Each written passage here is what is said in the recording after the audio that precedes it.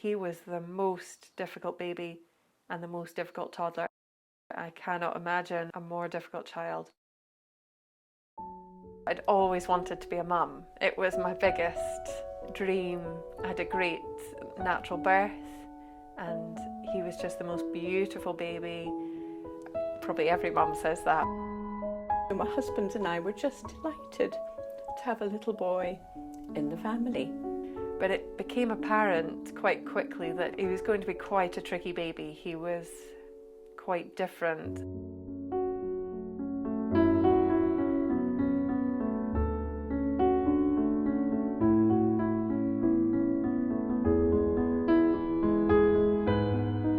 He was wakeful.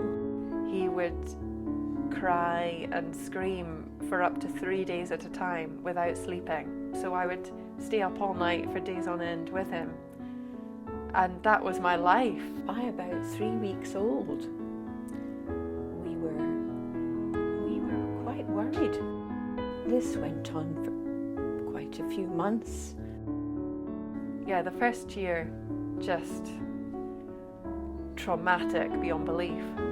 It was just about him, you know, and his needs, massive meltdowns, super sensitive and extreme reactions to things.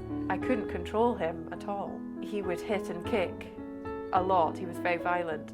I tried going to all sorts of toddler groups, baby groups. Most of the time I left baby groups in tears and just, you know, was walking back thinking, oh, it's just us. We just have to cope ourselves. There was nowhere to go, so we were just in the house and it was hell. In fact, that's one of the things I really remember. My daughter Elspeth would say to me, "What am I doing wrong, Mum?" And I would say to her, "You're not doing anything wrong." I just had a breakdown completely with sleep deprivation and stress. I can remember one day my daughter saying to me, "You look after him, Mum. I don't know if I can." There were quite a few times that I Googled adoption because I just thought, I'm obviously not good at this.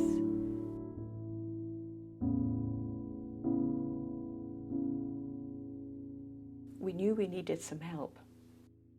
A doctor gave us the name of brain heart music. We'd been given a website and we looked at it, and this was totally new. This was something, music, that could maybe help Archie. I felt intuitively, as a grandmother, that I was in the right place at the right time. We both felt we wanted a natural way with Archie. We got the headphones with the music on for Archie. It's such an easy thing to do. It's just music, that's all you have to do. And within 5 minutes, Archie leant over and gave me a big hug. And he had never remotely done anything like that before. I was crying. He just seemed to melt into relaxation. It was amazing to see that. His face relaxed. He had never smiled before.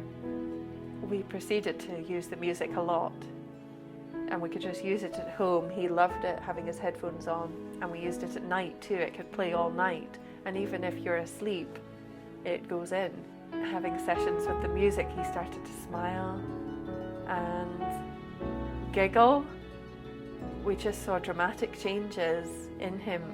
We could go to the library and he was able to listen, you know, and he said to me in the library, "I'm never going to run out of the library again, Mummy."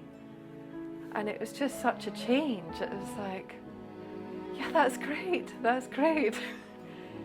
It was like I was dreaming. I woke up every morning and just smiled because I was like, oh, he's so happy now. It's not a dream, it's real.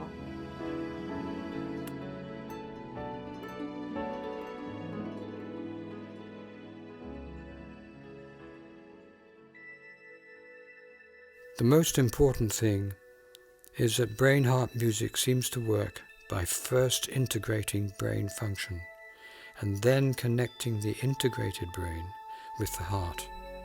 Thus the individuals have increasing empathy and rapport, and that turns into love, with the ability to love themselves and to love others with true, unconditional love.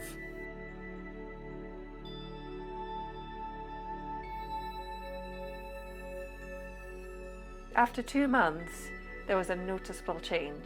He had a lovely day in the house playing, and he got all his teddies and he was kissing his teddies and making little beds for them and looking after them. And for the first time he was showing empathy for other people, teddies, and he was caring, and I just couldn't believe it. I was in bits, in tears. I just could not believe it. The change in him. The thing that I would say more strongly than anything else, he became more affectionate. I always remember my daughter saying that he'd said to her, "I love you, Mummy," and he'd never ever done that.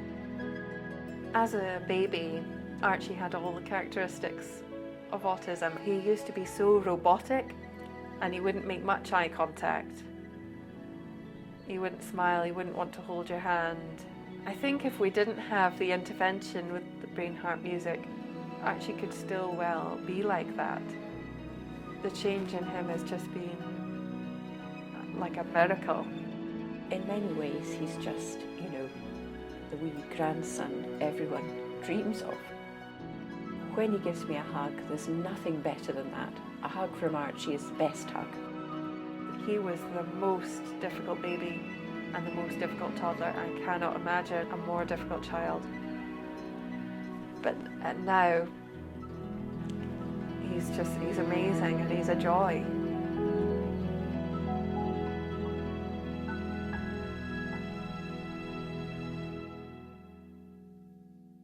When Archie was a baby, I never knew it was possible to cry so much. But now, I actually cry with joy with Archie because he's just so amazing. Oh, and that I cry with joy. He's so joyful. It's just wonderful.